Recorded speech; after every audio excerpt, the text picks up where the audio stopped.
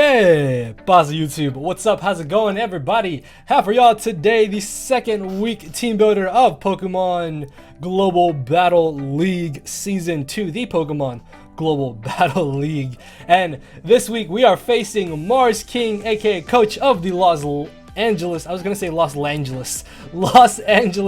Landorus. If you guys may have missed our week 1 match, a link to that will be down in the description for you guys to go check out. Also, so many of you guys said that y'all liked this way of me doing team previews, and the support was honestly just amazing on the week 1 team builder. So if you guys do enjoy this method and you do want to see me continue doing it, make sure to hit that like button down below. It is a little bit more tedious, so your support is greatly appreciated. Also, let me know in the comment section below what you guys think about our team matchup, which is directly below me. So let's take a look at that team matchup now.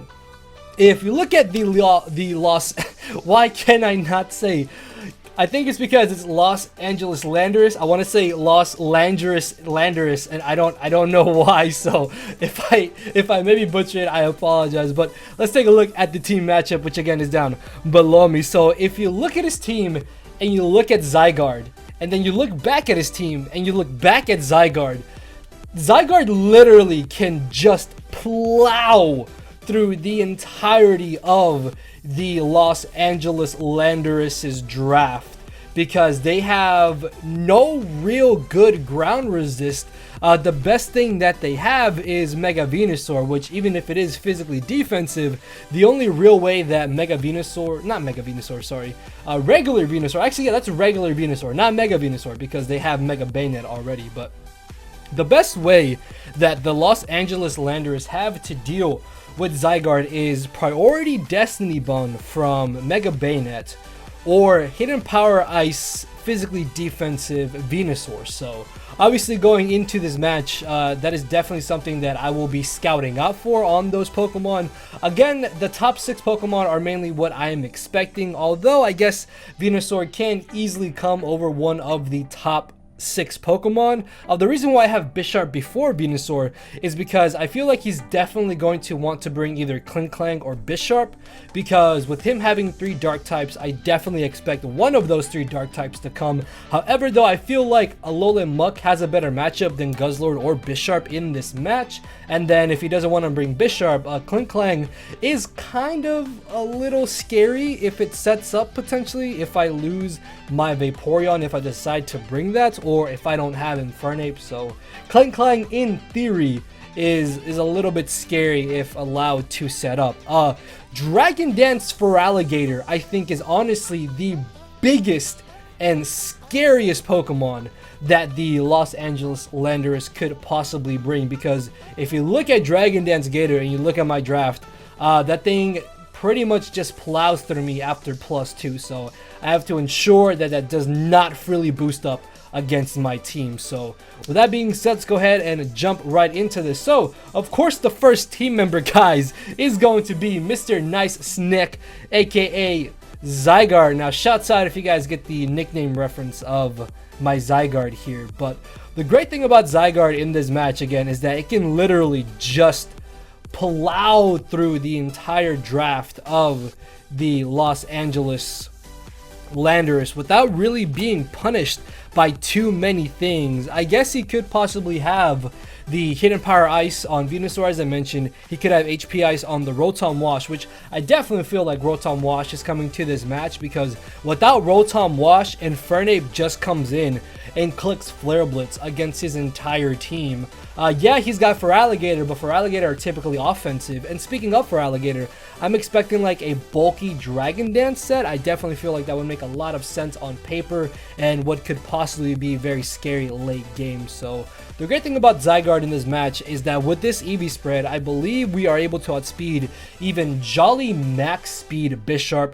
We don't quite outspeed Max Speed Klinklang, but I don't think he would want to run Max Speed on Klinklang if he were to bring it, just because it already gains a +2 speed boost from Shift Gear, so there's really no reason for him to run max speed on it if at +2 he can outspeed a majority of our team. So it would make sense for him to want to run a bit more bulky of a set on Kling.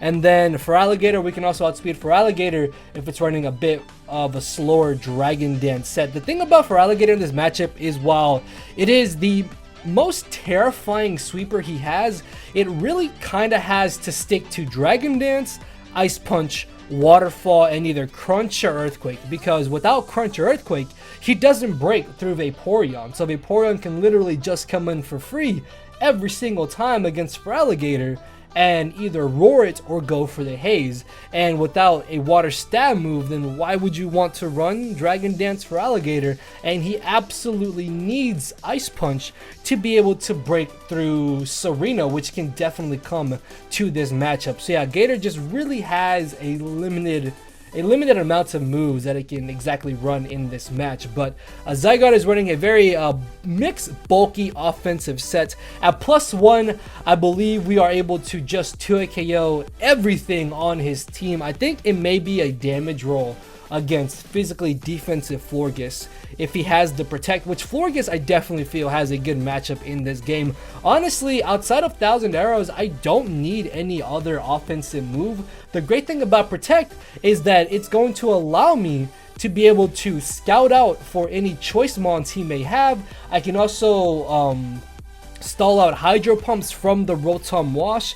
If for some reason he doesn't have the Hidden Power Ice to be able to hit my Zygarde, then I can stall out Hydro Pumps and substitute against it. At +1 speed, Zygarde outspeeds absolutely everything on his team except for Scarf Blacephalon and I believe Scarfed Rotom Wash, but I don't think he would want to bring Scarf Rotom Wash. Honestly, Shuckleberry Rotom Wash makes a lot of sense because 1000 Arrows completely does not care about Levitate, so we're gonna be able to hit him with 1000 Arrows, and then if he's got the Shuckleberry, that could be a little bit of a problem. So obviously I will have to scout out for that, but for the most part, Zygarde is definitely our main win condition going into this battle. So moving on to Pokemon number 2 here, we have Munchies, the Snorlax, making his debut in PGBL, and of course the Mon that got us our GBA D-League championship here, rocking a nice Assault Vest set. The great thing about Snorlax in this match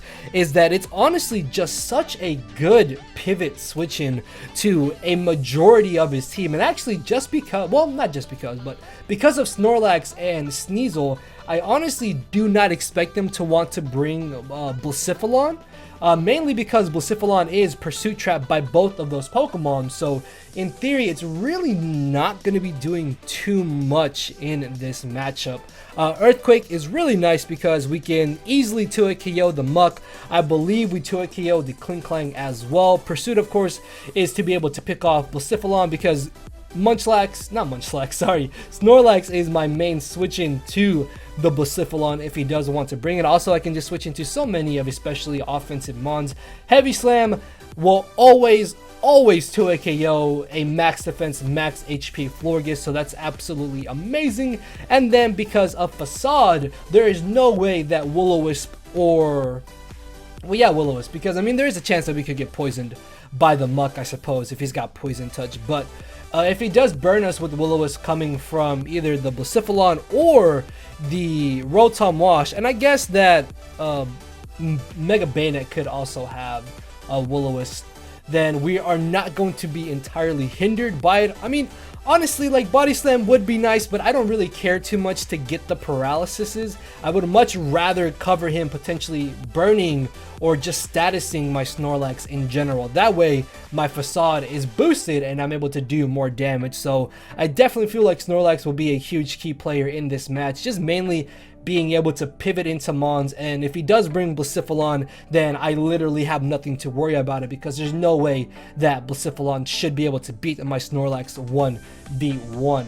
So let's go ahead and move on to the next team member here. We have Moody, aka the Sneezo, making her return after putting in a whole lot of work in week 1 against against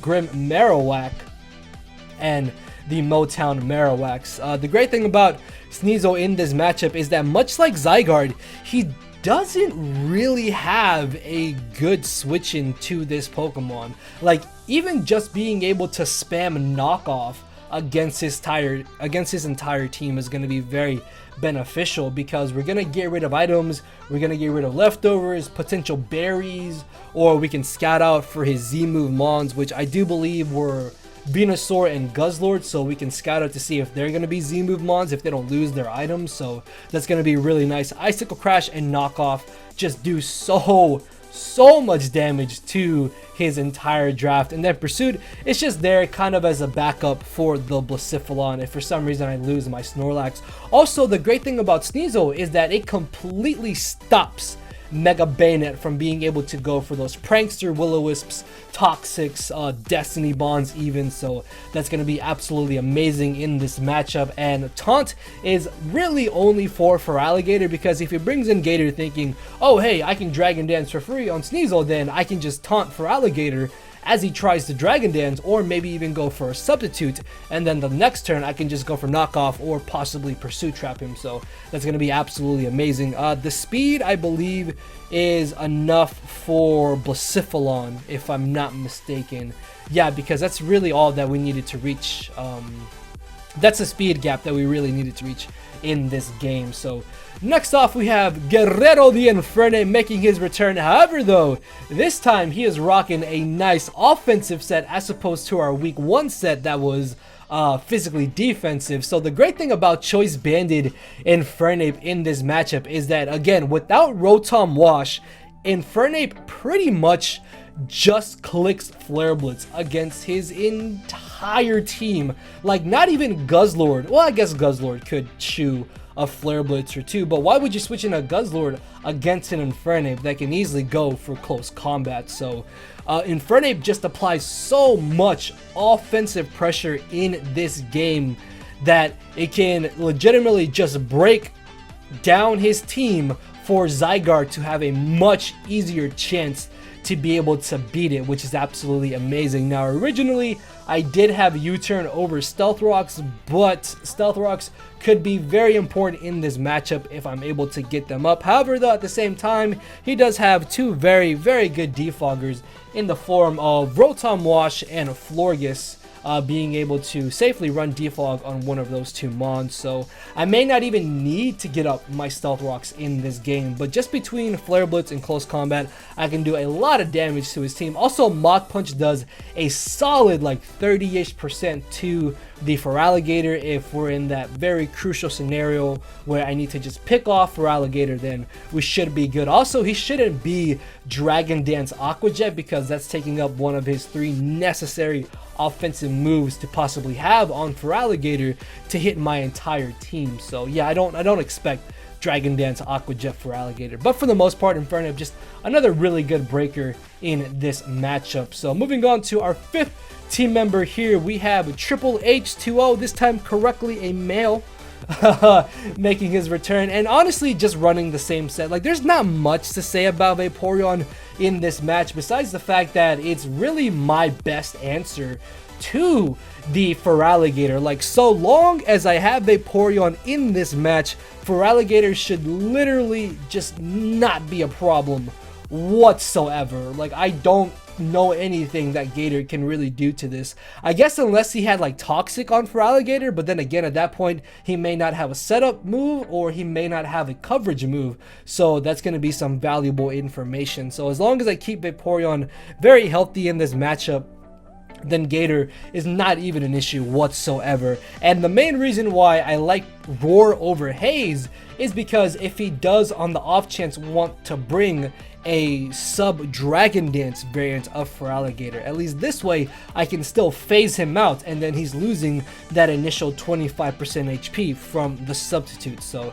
that could be very handy in this matchup. Also, if you look at his team, nothing, absolutely nothing wants to switch into Scald. Like, yeah, he does have a Venusaur and a Rotom Wash, but if I get a burn on those, then I'm nullifying their leftovers or just getting off 6% chip damage every single time, wearing them down and making them a lot easier for the rest of my team to just be able to beat. So Vaporeon, I feel, really has an amazing matchup in this week's game. And moving on to the final team member here, we have Childs play the Klefki. Now the main thing about Klefki in this matchup is that it is a secondary answer to the Feraligatr.